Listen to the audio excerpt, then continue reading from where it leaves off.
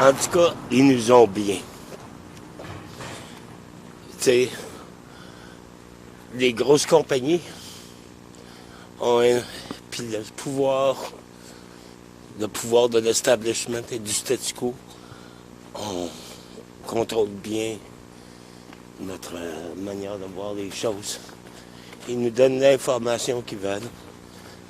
Puis aujourd'hui, ben, il y a plein d'informations qui sortent, mais il y a des informations qui sont parties de notre système interne. C'est comme hardwired dans notre tête. Hein? C'est que si tu veux changer le monde, t'es soit un espion, un traître, un innocent, un enfant, quelqu'un qui n'est pas réaliste. Souvent, tu préconises quelque chose, puis le monde dit si t'es pas content, va t'en vivre ailleurs. C'est comme la réaction qu'ils ont réussi. C'est comme si on aurait des petits springs de la réaction directe dans notre cocologie. Moi, je me suis fait arrêter quand j'étais jeune. Je mettais une affiche contre la nouvelle dictature au Chili. Il venait d'avoir un gros coup d'État. Il y avait des milliers de morts. Puis, c'était dans les semaines qui suivaient.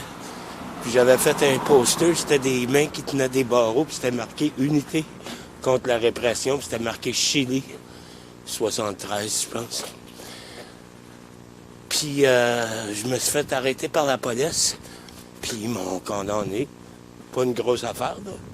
Mais si tu regardes à Montréal, si tu regardes dans les grandes villes, il y a de l'affichage partout, Coca-Cola, Proprio, les Carrefour, whatever.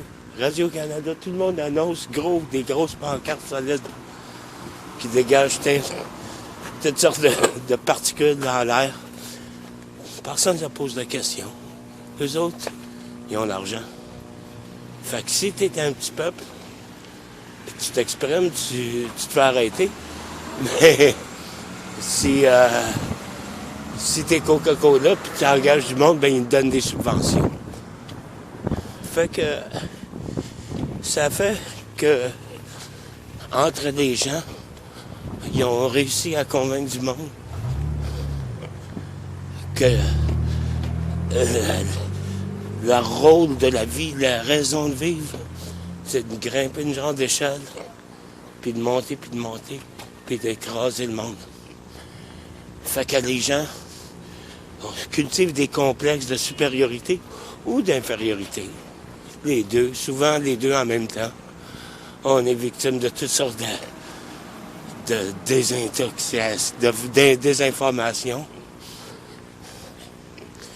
Puis ça fait qu'on est des égocentriques, incapables de se solidariser ensemble, incapables de influencer notre monde. Et ça, c'est ce que j'appelle être bien pogné. On est des poignés.